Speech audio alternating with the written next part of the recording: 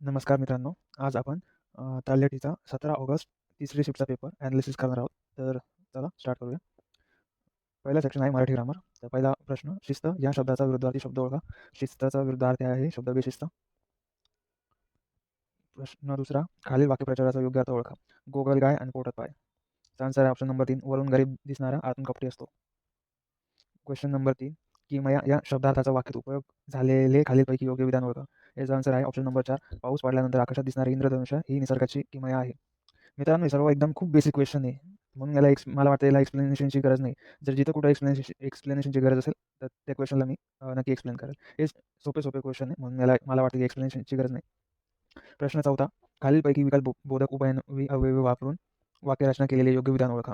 तर याचा correct answer आहे 4, माझी सहल काश्मीर किंवा राजस्थान जाईल. उभयन्वी मध्ये किंवा आणि व या अशा वाक्यात म्हणून इथं किंवा आहे, म्हणून ऑप्शन नंबर 4. प्रश्न 5वा, काळजाला घरे पडणे या शब्दाचा वाक्यात उपयोग झालेले खालीलपैकी योग्य विधान ओळखा. याचा आन्सर आहे ऑप्शन नंबर 1, भांडणात आक्रस्ताळी होऊन अवमान करत सासूच्या काळजाला घरे पाडत होती. क्वेश्चन नंबर 6, मूर्त या शब्दाचा विरुद्धार्थी शब्द ओळखा. मूर्त विरुद्धार्थी शब्द आहे अमूर्त, ऑप्शन नंबर 1. प्रश्न 7वा, खालील शब्दाचा समास ओळखा. प्रतिवर्ष याचा समास काय आहे? अव्ययीभाव भाव समास, ऑप्शन नंबर 4 करेक्ट आन्सर. प्रश्न 8वा, रोगी या शब्दाचा विरुद्धार्थी शब्द ओळखा. रोगीचा विरुद्ध आहे निरोगी. असे सिंपल क्वेश्चन विचारले होते तलाठीला. प्रश्न 9वा, माझी जन्मठेप हे आत्मचरित्र कोणाचे आहे? माझी जन्मठेप हे आत्मचरित्र विदा सावरकर यांचे आहे, ऑप्शन नंबर 2. प्रश्न 10वा, खालील शब्दाचा योग्य अर्थ ओळखा. उपवन म्हणजे काय? उपवनचा योग्य अर्थ काय होतो? बगीचा, बाग. प्रश्न 11वा, डोळ्याचे पारणे फिटणे या शब्दाचा वाक्यात उपयोग झालेला खालीलपैकी योग्य विधान ओळखा. याचा आन्सर आहे ऑप्शन नंबर 2, काश्मीरचे निसर्ग सौंदर्य पाहून माझ्या डोळ्याचे पारणे फिटले.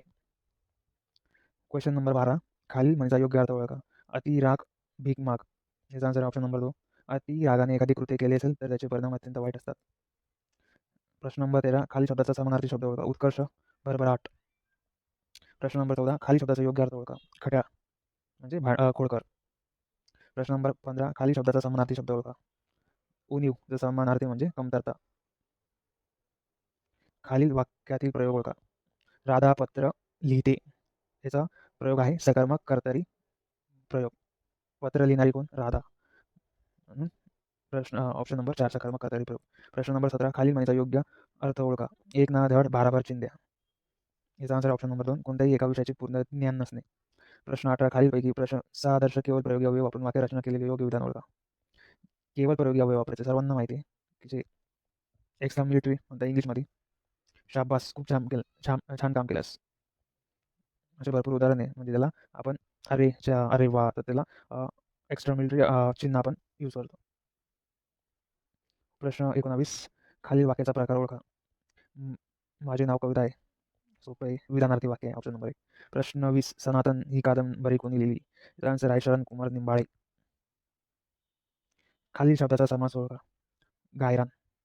गायरानचा समास काय आहे? तत्पुरुष समास. प्रश्न नंबर 22, खालील शब्दाचा योग्य अर्थ ओळखा. उपहास म्हणजे चेष्टा करणे. खालील वाक्यातील प्रयोग ओळखा. तरी अवधान ऐकले देईजे, मग सर्व सुखाची पात्र होईजे. हे जे जो आलं तर समजून घ्यायचे, पुराणकार म्हणे असतं. खालील शब्दाचा योग्य अर्थ ओळखा. आयुष्य म्हणजे जीवन. क्वेश्चन नंबर 25, उजव्या सोंडेच्या बाहुल्या ही कादंबरी कोणी लिहिली? याचा आन्सर आहे प्रवीण बांदेकर.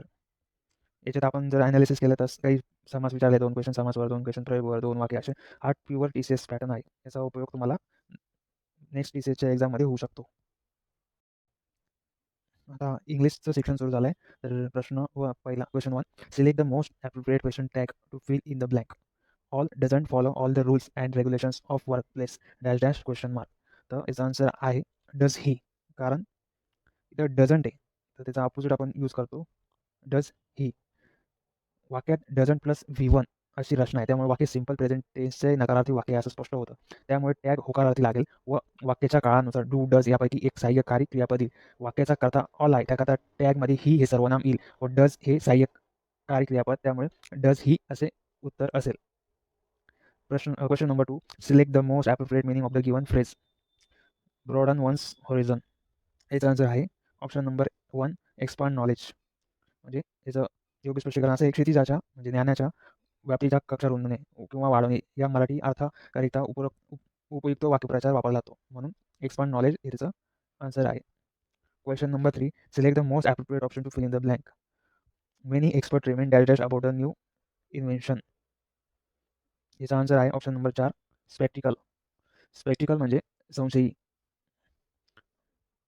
आणि आपण बाकीचे ऑप्शन्स आता बघू. कॉलसम म्हणजे भांडखोर, ग्रीडी म्हणजे लोभी आणि मॅजिकल म्हणजे जादुई. याचं आन्सर आहे option number 4. Many expert remains specialist about new invention. Question number 4. Part of the following sentence have been given as option. Select the option that contain an error. The book is placed from the shelf. तर याचा answer आहे option number 2. From. कारण from he preposition न वापरता in किंवा on वापरले जाणे योग्य आहे. त्यामुळे एरर असलेला भाग आहे तो म्हणजे from. Question number 5. Select the most appropriate antonym of the underline word. Underline word कोणता आहे? कॉन्ट्रोवर्सी. तर त्याचा अँटोनिम काय आहे? ॲग्रीमेंट. कॉन्ट्रोवर्सी म्हणजे वादविवाद, ॲग्रीमेंट म्हणजे सहमती, आणि कॉम्प्लिमेंट म्हणजे प्रशंसा, आर्ग्युमेंट म्हणजे वादविवाद, सप्लिमेंट म्हणजे पूरक. Next question number 6. Select the most appropriate option to filling the blank.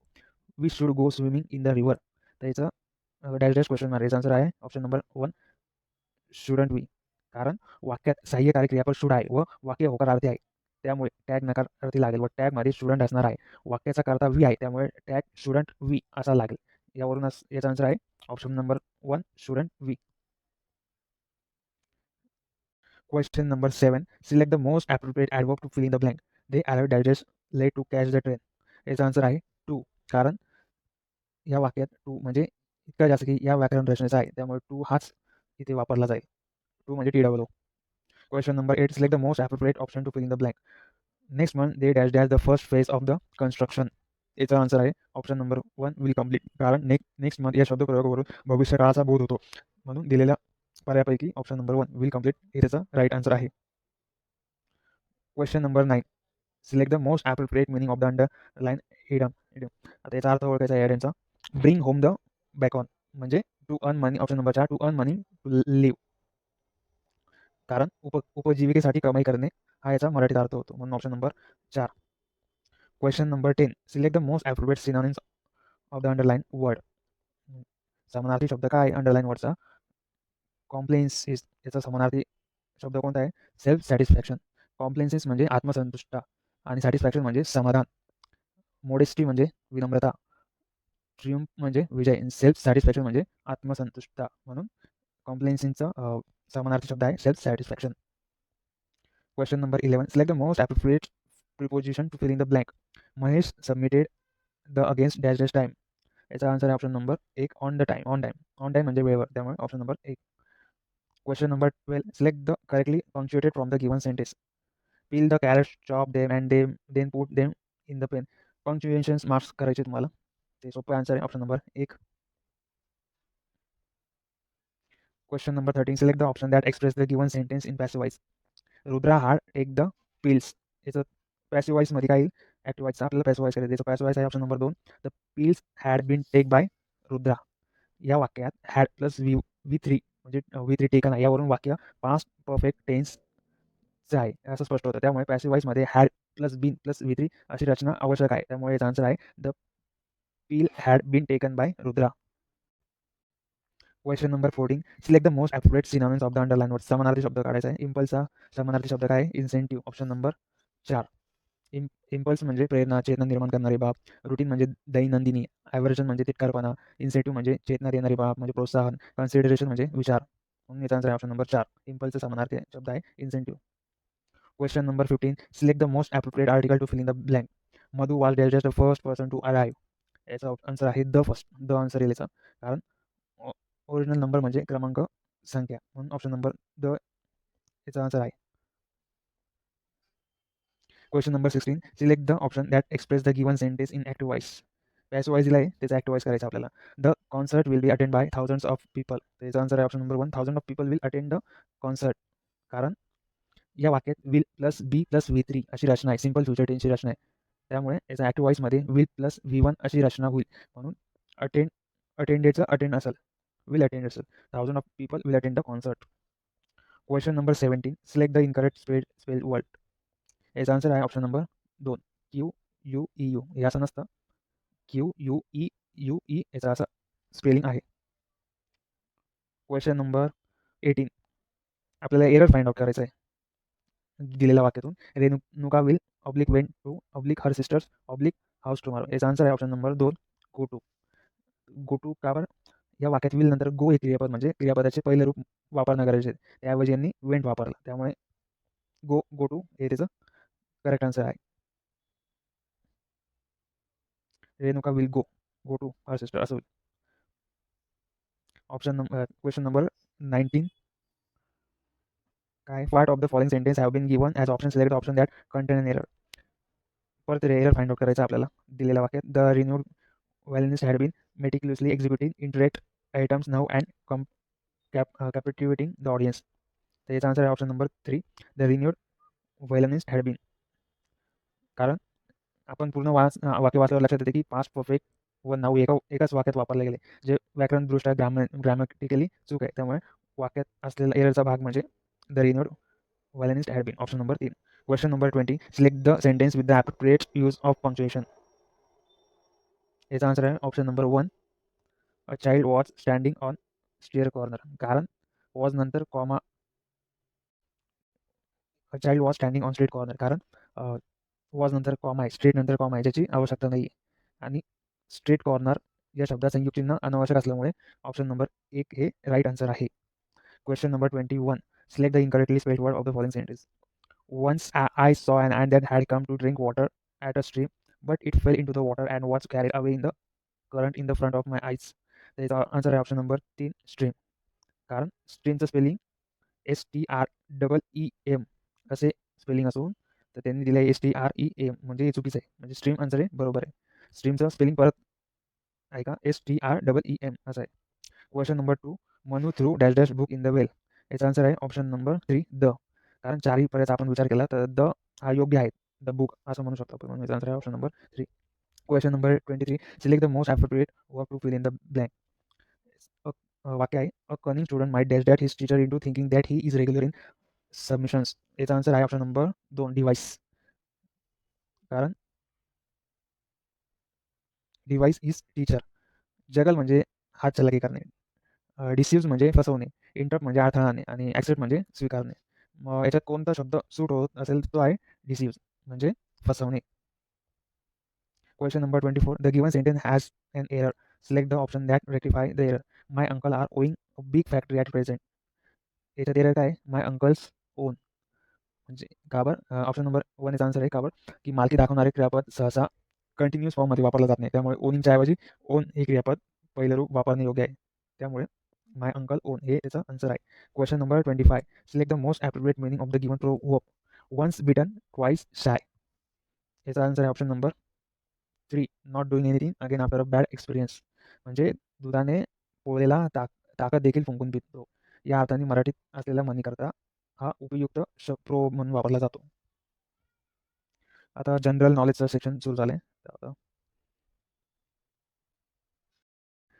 प्रश्न नंबर 1. राजस्थान राज्यात भरती परीक्षांमध्ये अयोग्य माध्यमांचा वापर प्रतिबंध करण्यासाठी असलेल्या कायद्याचे नाव काय? जो स्पर्धा परीक्षातील अयोग्य माध्यमांच्या वापराच्या धोक्याला आळा घालण्यासाठी पारित करण्यात आला. याचा आन्सर आहे 1. राजस्थान सार्वजनिक परीक्षा भरतीमधील अयोग्य माध्यमांना प्रतिबंध करण्यासाठी उपाय अधिनियम 2022. राजस्थान राज्यात भरती परीक्षांमध्ये अयोग्य माध्यमांचा वापर प्रतिबंधित करण्यासाठी असलेल्या कायद्याचे नाव राजस्थान सार्वजनिक परीक्षा असे आहे, जो स्पर्धा परीक्षातील अयोग्य माध्यमांच्या वापराच्या धोक्याला आळा घालण्यासाठी पारित करण्यात आला आहे. Question number 2. एप्रिल 2022 मध्ये भारतीय तटरक्षक दल ICGने तेलगळती आपत्ती आकस्मिक योजना NOSDCP नुसार नॅट पोलरेक्स 8 या राष्ट्रीय स्तरावरील 2 दिवसीय प्रदूषण प्रतिसाद सरावाच्या 8व्या आवृत्तीचे आयोजन कोठे केले? याचा आन्सर आहे ऑप्शन नंबर 1, मुरगाव. एप्रिल 2022 मध्ये भारतीय तटरक्षक दल ICGने राष्ट्रीय तेलगळती आपत्ती आकस्मिक योजना नुसार नॅट पोलरेक्स 8 या राष्ट्रीय स्तरावरील 2 दिवसीय प्रदूषण प्रतिसाद सरावाच्या 8व्या आवृत्तीचे आयोजन मुरगाव येथे केले. भारतीय तटरक्षक दल द्वारे मुरगाव बंदर गोवा येथे आयोजित केले जात आहे. Question number 3.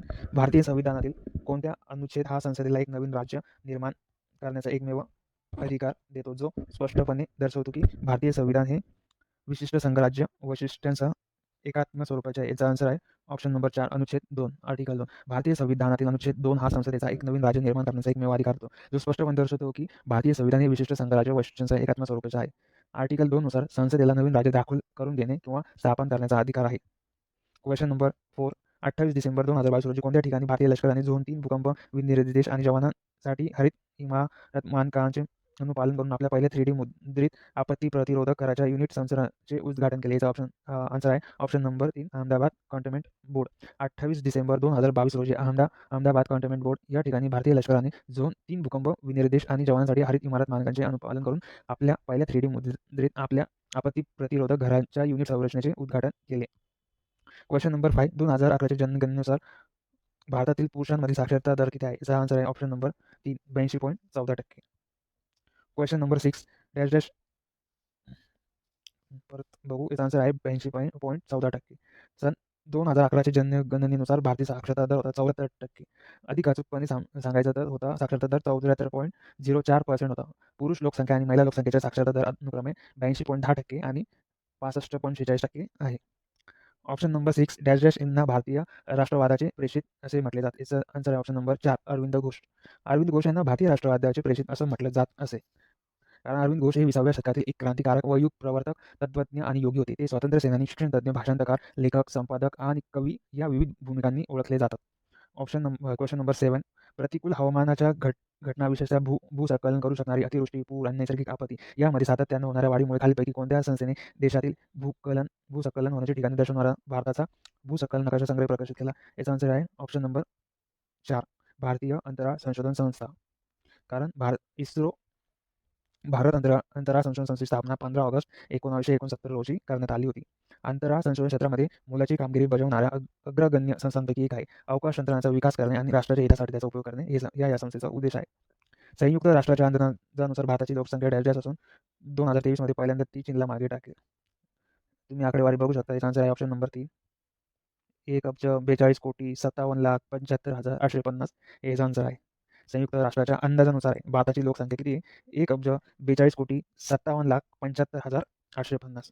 शॉर्ट फॉर्ममध्ये तुम्ही 1.42 जरी लक्षात ठेवलं तरी चालेल. जगातील सर्वात जास्त लोकसंख्या भारताची असून त्यानंतर चीनचा नंबर लागतो, त्यानंतर अमेरिका, त्यानंतर इंडोनेशिया आणि पाकिस्तान असा त्यांचा क्रम आहे. क्वेश्चन नंबर 9 जीवनचक्र पूर्ण करण्यासाठी जमीन आणि पाण्याच्या संयोगाची आवश्यकता असलेल्या विशिष्ट वनस्पतीचा गट कोणता? तर याचा आन्सर आहे ऑप्शन नंबर 1 ब्रायोफायटा. कारण जीवनचक्र पूर्ण करण्यासाठी जमीन आणि पाण्याच्या संयोगाची आवश्यकता असलेला विशिष्ट वनस्पतीचा गट ब्रायोफायटा आहे. ब्रायोफायटा हा जमिनीतील वनस्पतींचा समूह आहे, ज्याला काही वेळा वर्गीकरण विभाग म्हणून मानले जाते, ज्यामध्ये नॉन व्हर्क्युलर जमीन वनस्पतीचे 3 गट असतात. क्वेश्चन नंबर 10 महालवाडी जमीन महसूल पद्धतीत महालचा अर्थ काय आहे? महालचा अर्थ आहे म्हणजे ऑप्शन नंबर 2 गाव. महालवाडी पद्धतीनुसार जमीन महालामध्ये विभागली गेली. प्रत्येक महालामध्ये एक किंवा अधिक गावांचा समावेश होतो, जे एकत्रितपणे महसूल भरण्यासाठी जबाबदार होते. ते 1833 मध्ये विल्यम बेटिंग यांनी सादर केलं होतं. कर वसुलीसाठी गाव समित्यांना जबाबदार धरण्यात आलं. क्वेश्चन नंबर 11 1890 मध्ये खालीलपैकी कोणी बडोद्यात तंत्र शिक्षणासाठी कला भवन नावाची संस्था स्थापन केली? याचा आन्सर आहे ऑप्शन नंबर 3 महाराज सयाजीराव गायकवाड. 1990 मध्ये महाराज सयाजीराव गायकवाड यांनी बडोद्यात तंत्र शिक्षणासाठी कला भवन नावाची संस्था स्थापन केली. सयाजीराव गायकवाड हे इसवी सन 875 ते इसवी सन 1939 सालात बौद्ध संस्थानाचे अधिपती होते. ते अत्यंत पुरोगामी वृत्तीचे कर्तृत्ववान संस्थानिक होते. क्वेश्चन नंबर 12 झाडाचे वय निश्चित करण्यासाठी कोणते दृष्टिकोन अस्तित्वात आहे? याचा आन्सर आहे ऑप्शन नंबर 1 झाडांच्या खोडातील वलयांची संख्या. झाडाचे वय निश्चित करण्यासाठी झाडाच्या खोडाच्या वलयांची संख्येचा दृष्टिकोन अस्तित्व आहे. जसजसे वृक्षाची झाडे व्यासात वाढतात तसे कॅम्बियमद्वारे लाकडाचा एक नवीन थर दरवर्षी तयार होतो. या थराला वार्षिक रिंग किंवा वाढ रिंग किंवा रिंग मोजून झाडाचे वय ठरवता येते. क्वेश्चन नंबर 13 खालीलपैकी कोणता ईमेल संदेशाचा एक भाग आहे? सोपा आन्सर आहे. याचा आन्सर आहे option number 2 message. Email server संदेश प्राप्त करतात, संदेश पाठवतात आणि संदेश साठवून सुद्धा ठेवू शकतात. मेसेज हा ईमेल संदेशाचा एक भाग आहे. ईमेल हा इंग्लिश संज्ञेचा लघुरूप असून इलेक्ट्रॉनिक माध्यमांच्या सहाय्याने संदेश पाठवण्याचे तंत्रज्ञान आहे. सध्याच्या बहुतांश ईमेल यंत्रणा इंटरनेटचा वापर करतात. क्वेश्चन नंबर 14 खालीलपैकी कोणत्या समाजसुधारकाने शांताबाई नावाच्या आपल्या विधवा मुलीचा पुनर्विवाह लावून दिला होता? याचा answer option number 3 Ramkrishna Gopal Bhandarkar. Ramkrishna Gopal Bhandarkar या समाजसुधारकाने शांताबाई नावाच्या आपल्या विधवा मुलीचा पुनर्विवाह लावून दिला होता. रामकृष्ण गोपाळ भांडारकर हे संस्कृतचे पंडित, भाषाशास्त्रज्ञ, प्राचीन इतिहासाचे संशोधक व कर्ते, धर्मसुधारक तथा समाजसुधारक होते. त्यांचे मूळ आडनाव पत्की, तथापि त्यांचे पूर्वज खजिनावर अधिकारी होते म्हणून भांडारकर हे नाव पडले. असा पण क्वेश्चन येऊ शकतो की यांचं मूळ आडनाव काय होतं? तर पत्की यांचं मूळ आडनाव होतं रामकृष्ण गोपाळ भांडारकर यांचं. क्वेश्चन नंबर 15 नागरिकत्व अधिनियम 1955 नुसार खालीलपैकी कोणत्या मार्गाने एखादी व्यक्ती भारताचे नागरिकत्व गमावू शकते? तर ए विधान आहे, टॅग बी विधान आहे, संपत्ती सी विधान आहे, वचनाद्वारे. तर याचा आन्सर आहे option number 4 all of the above A, B, C. नागरिकत्व कायदा 1955 हा भारताचा नागरिकत्व मिळवणं, त्याचे नियम आणि रद्द करण्याबाबत विस्तृत विवेचन करणारा कायदा आहे. या कायद्यामुळे भारताचा एकल नागरिकत्व मिळते. म्हणजे भारताचे जे नागरिकत्व असलेली व्यक्ती कोणत्याही इतर देशाचा नागरिक होऊ शकत नाही. नागरिकत्व अधिनियम 1955 नुसार त्या समाप्ती वचनाद्वारे एखादी व्यक्ती भारताचे नागरिकत्व गमावू शकते. म्हणजे आन्सर आहे 4 all of the above A, B, C. Question number 16 दुसरी ईशान्य ऑलिम्पिक क्रीडा स्पर्धा 2022 खालीलपैकी कोणत्या राज्याने आयोजित केली होती? याचा आन्सर आहे ऑप्शन नंबर 1 मेघालय. दुसरी ईशान्य ऑलिम्पिक क्रीडा स्पर्धा 2022 मेघालय राज्याने आयोजित केली होती. ईशान्य ऑलिम्पिक खेळाची दुसरी आवृत्ती 16 नोव्हेंबर 2022 रोजी शिलाँग मेघालय इथे संपन्न झाला. मणिपूरने एकूण 240 पदकांचा एकूण विजेते म्हणून उदयास आले, तर आसामने एकूण 203 पदकांचं दुसरे स्थान पटकावले. क्वेश्चन नंबर 17 माहितीचा अधिकार अधिनियम 2005च्या कोणत्या कलमात पृथक्करणीयता बदल उल्लेख आहे? याचा आन्सर आहे ऑप्शन नंबर 1 कलम 10. माहितीचा अधिकार अधिनियम 2005च्या कलम 10 मध्ये पृथक्करणीयता बदल उल्लेख आहे. माहितीचा अधिकार अधिनियम 2005 हा भारताच्या संसदेने तयार केलेला कायदा आहे, ज्या योग्य नागरिकांच्या माहितीच्या अधिकाराच्या व्यावहारिक नियमांची अंमलबजावणी करता येते. क्वेश्चन नंबर 18 1799 मध्ये खालीलपैकी कोणत्या महत्त्वाची घटना घडली? याचा आन्सर आहे ऑप्शन नंबर 4 चौथे अँग्लो-म्हैसूर युद्ध. चौथे अँग्लो-म्हैसूर युद्ध हे 1798 ते 99 मध्ये ब्रिटिश ईस्ट इंडिया आणि हैदराबाद डेक्कन विरुद्ध म्हैसूर राज्य यांच्यातील दक्षिण भारतातील संघर्ष होते. हा 4 अँग्लो-म्हैसूर युद्धांचा अंतिम संघर्ष होता. इंग्रजांनी म्हैसूरची राजधानी काबीज केली. त्याचा जो शासक होता टिपू सुलतान, तो युद्धात मारला गेला. क्वेश्चन नंबर 19 2022 मध्ये खालीलपैकी कोणत्या राज्याने राष्ट्रीय पशुधन मिशन अंतर्गत शेतकऱ्यांसाठी रुरल बॅकयार्ड पिगरी स्कीम हा एक प्रमुख कार्यक्रम सुरू केला? याचा आन्सर आहे ऑप्शन नंबर 2 मेघालय. मेघालयचे मुख्यमंत्री कॉनरॅड के संगमा यांनी शेतकऱ्यांना पर्यायी उत्पन्नाचा स्रोत उपलब्ध करून देण्यासाठी एक योजना सुरू केली. या योजनेला रो भोई जिल्ह्यातील बर्नीहाट येथे राष्ट्रीय पशुधन अभियानांतर्गत रुरल बॅकयार्ड पिगरी स्कीम हा प्रमुख कार्यक्रम सुरू केला. शेतकऱ्यांना उत्पन्नाच्या संधी आणि आर्थिक समृद्धी देण्यासाठी सरकार विविध कल्याणासाठी योजना राबवत आहे. क्वेश्चन नंबर 20 भारतीय राज्यघटनेत समाविष्ट करण्यासाठी स्वर्ण सिंग समितीने किती मूलभूत कर्तव्ये सुचवली होती? याचा आन्सर आहे ऑप्शन नंबर 1 8. भारतीय राज्यघटनेत समाविष्ट करण्यासाठी स्वर्ण सिंग समितीने 8 मूलभूत कर्तव्ये सुचवली होती. भारतीय संविधान कलम 51 क मध्ये मूलभूत कर्तव्ये दिली आहेत. भारतीय संविधानाच्या मूलभूत कर्तव्यांचा समावेश करण्यासाठी तत्कालीन काँग्रेस सरकारने 1976 साली स्वर्ण सिंग समितीची स्थापना केली. क्वेश्चन नंबर 21 जुलै 1905 मध्ये लॉर्ड कर्झनच्या व्हाईसरॉयच्या अधिक्षेत्रात खालीलपैकी कोणती घटना घडली? सर्वांना माहिती. ऑप्शन नंबर 1 बंगालची फाळणी. जुलै 1905 मध्ये लॉर्ड कर्झनच्या व्हाईसरॉयच्या अधिकार क्षेत्रात बंगालची फाळणी ही घटना घडली. बंगालची फाळणी ही ब्रिटिश भारतातील बंगाल प्रांताची फाळणी होती. ही फाळणी 1905 मध्ये ब्रिटिश भारताच्या व्हाईसरॉय लॉर्ड कर्झननी केली होती. फाळणीने बंगाल प्रांताचे 2 भाग बनले, पूर्व बंगाल आणि पश्चिम बंगाल. क्वेश्चन नंबर 22 जैन पंथांना डॅश डॅश आणि डॅश डॅश या नावाने ओळखले जाते? ऑप्शन नंबर 1 दिगंबर आणि श्वेतांबर. जैन धर्म श्वेतांबर आणि दिगंबर या 2 पंथांमध्ये विभागला गेलेला आहे. जैन पंथांना दिगंबर आणि श्वेतांबर या नावाने ओळखले जाते. श्वेतांबर आणि दिगंबर पंथाचा उदय इसवी सन पूर्व 3ऱ्या शतकात झाला. दिगंबर भिक्षू नग्न असतात, तर श्वेतांबर भिक्षू पांढरे वस्त्र परिधान करतात. क्वेश्चन नंबर 23 माहितीचा अधिकार अधिनियम 2005च्या तरतुदीनुसार राज्याचे मुख्य माहिती आयुक्त हे डॅश डॅश वयापर्यंत पदावर राहू शकता? याचा आन्सर आहे ऑप्शन नंबर 3 65 वर्ष. माहितीचा अधिकार अधिनियम 2005च्या तरतुदीनुसार राज्याचे मुख्य माहिती आयुक्त हे 65 वर्ष वयापर्यंत पदावर राहू शकतात. माहितीचा अधिकार अधिनियम 2005 हा भारताच्या संसदेने तयार केलेला कायदा आहे, ज्या योग्य नागरिकांच्या माहितीच्या अधिकाराच्या व्यावहारिक नियमांची अंमलबजावणी करता येईल. क्वेश्चन नंबर 24 भारतातील खालीलपैकी कोणत्या प्रदेशात तापमानात कमालीची तफावत आढळते? याचा आन्सर आहे ऑप्शन नंबर 2 गंगेचे मैदान. गंगेचे मैदान या प्रदेशात तापमानात कमालीची तफावत आढळते. गंगा नदीचा उगम हा गंगोत्री या हिमनदीतून होतो.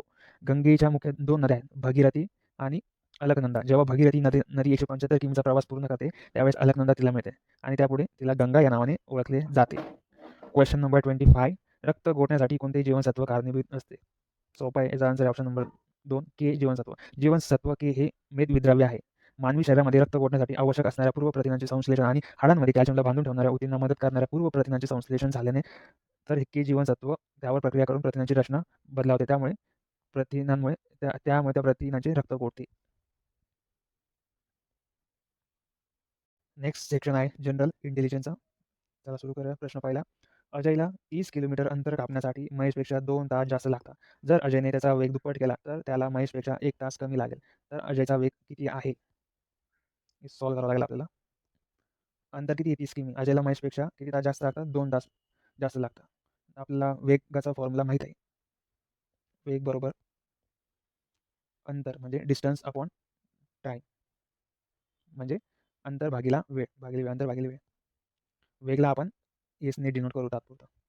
आपल्याकडे स्क्रीनचा प्रॉब्लेम आहे, त्यामुळे तुम्ही पॉज करून हा व्हिडिओ आणि गणिताचं एक्सप्लेनेशन कसं केलं आहे ते व्यवस्थितपणे बघू शकता. वेगाचा फॉर्म्युला पुट केला. त्याच्यात आता आपण जे आपल्याला जे गिवन डाटा दिला आहे ते पुट करू. 30/5 मायनस 30/25 बरोबर 3. हे आपण सर्व सॉल्व्ह केलं. तुम्ही नोटबुक घेऊन सॉल्व्ह करू शकता. 30/25 बरोबर 3 म्हणजे सर्व सॉल्व्ह केल्यावर येतं एस बरोबर 30/6 म्हणजे 6 पंचे 30 म्हणजे वेग बरोबर किती 5 km/h. दुसरा क्वेश्चन बघू. दिलेल्या मालिका तार्किकदृष्ट्या पूर्ण होण्यासाठी क्वेश्चन मागच्या जागी काय आले पाहिजे. याचा आन्सर आहे ऑप्शन नंबर 2 E24A. याचा आन्सर असा आहे इंग्रजी वर्णक्रमानुसार हा B4M आहे. B4M म्हणजे B बरोबर 2 आणि M बरोबर 30. दॅट इज त्यानंतर जो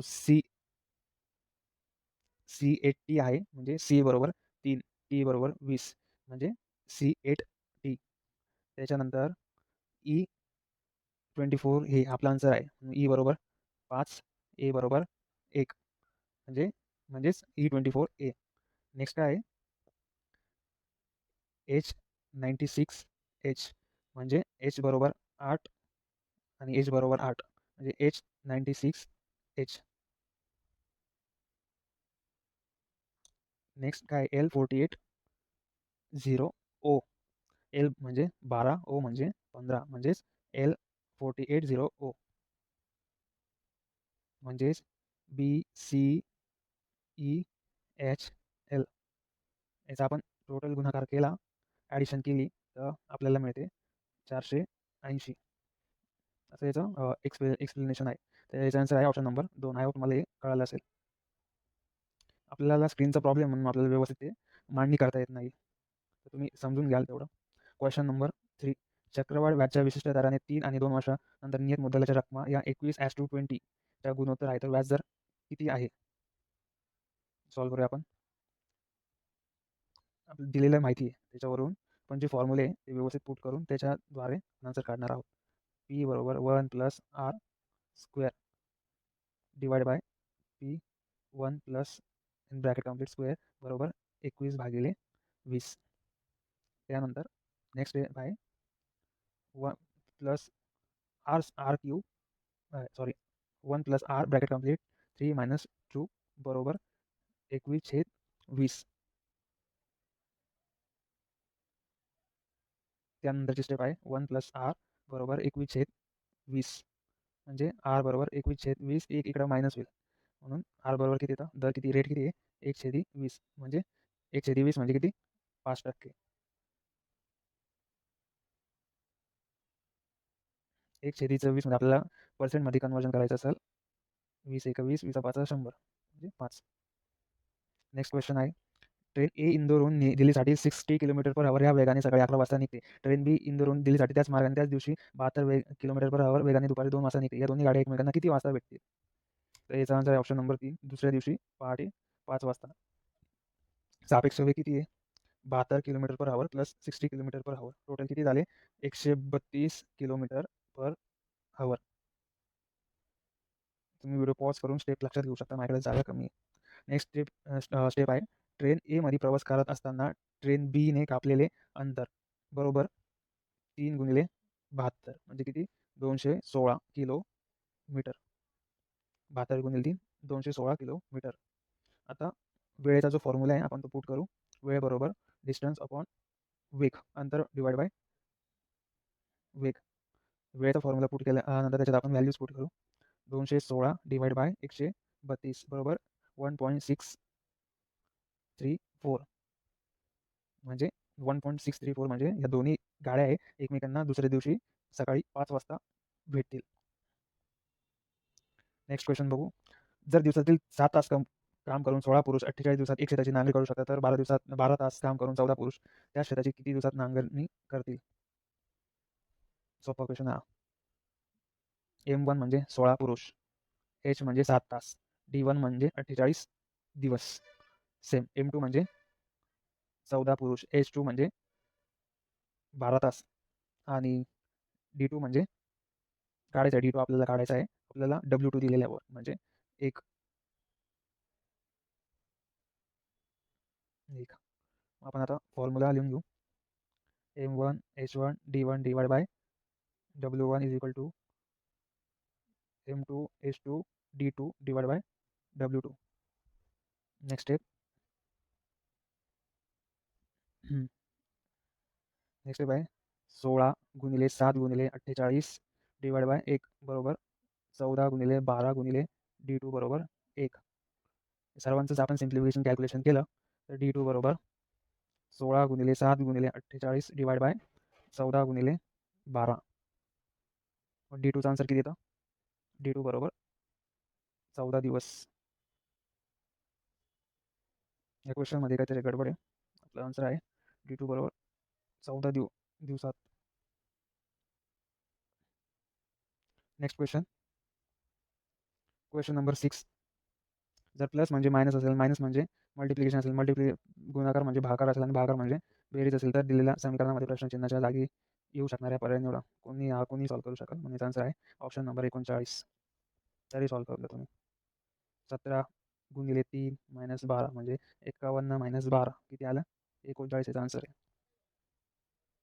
क्वेश्चन नंबर 7. दिलेल्या मालिकेत प्रश्नचिन्हाच्या जागी काय असेल?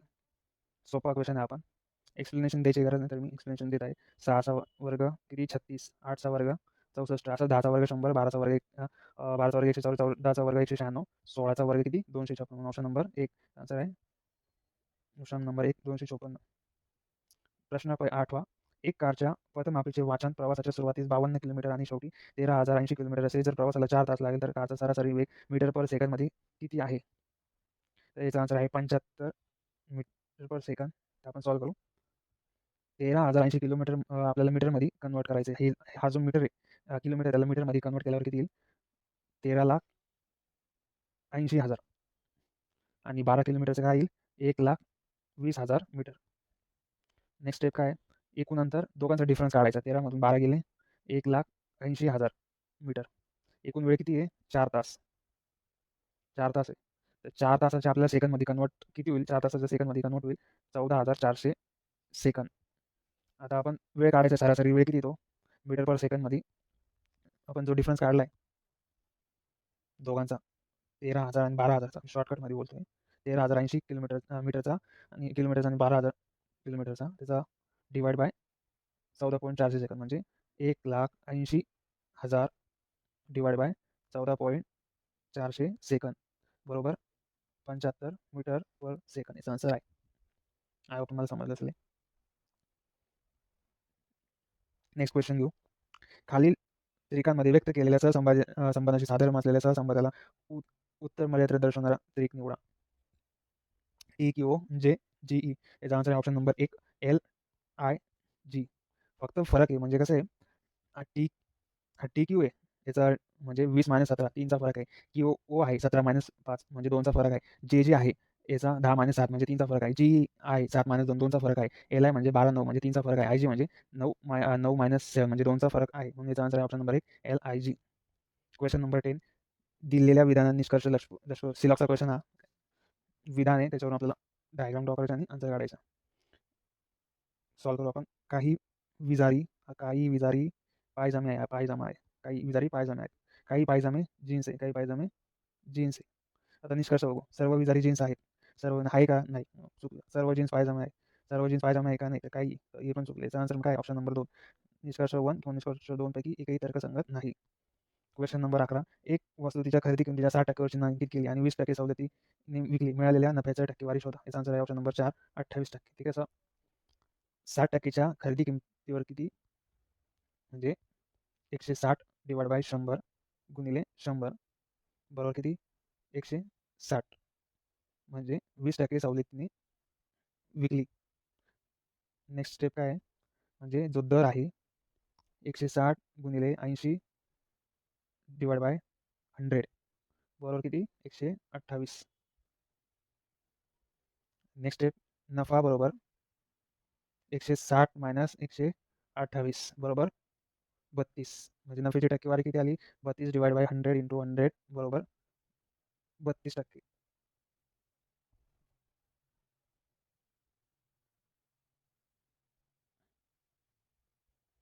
क्वेश्चन नंबर 12 सरळ रूप द्या. सिम्प्लिफिकेशनचा क्वेश्चन आहे. माहिती सर्वांना बोडमॉसचा रूल यूज करून क्वेश्चन सॉल्व्ह करायचा आहे. आधी काय ब्रॅकेटमध्ये 7 मायनस 4 किती 3, त्याच्यानंतर 15 मायनस 3 गुणिले 3 म्हणजे 15 मायनस 9, मग 17 मायनस 6, मग 121 भागिले 111, आन्सर किती आला 11. क्वेश्चन नंबर 13 दिलेल्या मालिका तार्किकदृष्ट्या पूर्ण करण्यासाठी प्रश्नचिन्हाच्या जागी काय आले पाहिजे? त्याचा आन्सर आहे ऑप्शन नंबर 2 Y9 C. म्हणजे सर्व फरकचा खेळ हा सर्व. SUWY यामध्ये कितीचा फरक आहे 3. TWZC यामध्येचा फरक किती आहे 3. म्हणून याचा आन्सर आहे option number 2 Y9C. Question number 14 4 अक्षरसमूह जोड्या दिल्या आहेत, त्यापैकी 3 एका विशिष्ट तऱ्हेने समान आहेत आणि एक वेगळी आहे. गटात न बसणारी जोडी निवडा. सेम फरकचाच क्वेश्चन आहे. J आणि S यामधला फरक किती 1 आणि M आणि N यामधला फरक किती 1. म्हणून ऑप्शन नंबर 4 JS आणि MM. क्वेश्चन नंबर 15 परत सिलेक्टचा क्वेश्चन आहे. सॉल्व्ह करू आपण. सर्व देव मासे आहेत. काही देवमासे शार्क आहेत. सर्व शार्क जलचर आहेत. आपण निष्कर्ष बघू. एकही देवमासा जलचर नाही. हा एकही देवमासा जलचर नाही. बरोबर आहे का? ते आहे चूक आहे.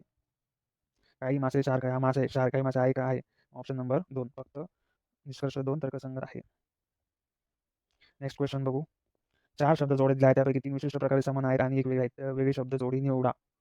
सोपं आहे. बाळगणे, धरून ठेवणे, समग्रपणे, संपूर्णपणे, खळबळ, शांतता, नेहमी म्हणजे काय? खळबळ आणि शांततेचा जवळजवळ काही संबंध नाही. म्हणून ऑप्शन नंबर 3.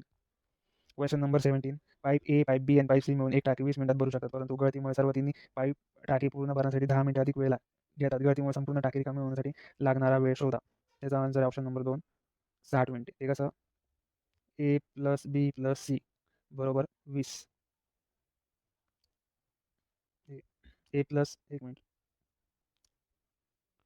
ए plus B plus C bracket complete into 20 बरोबर A plus B plus C minus गळतीदार ब्रॅकेट कम्प्लीट इंटू 30. याचं सर्व आपण कॅल्क्युलेशन केलं, सिम्प्लिफिकेशन आणि कॅल्क्युलेशन केलं तर मायनस ए प्लस बी प्लस सी बरोबर 3 इंटू गळतीदार म्हणजे 3 इंटू 20 म्हणजे 60 मिनिट. त्याचा आन्सर आहे. क्वेश्चन नंबर 80 जर 25 जणांनी दिवसातील 15 तास काम केले तर 8 दिवसात ते 5 कार्य एक पूर्ण करू शकता. 12 जणांना दिवसाचे 20 तास काम करून 10 कार्य पूर्ण करण्यासाठी किती वेळ लागेल? याचा आन्सर आहे 25. कसं?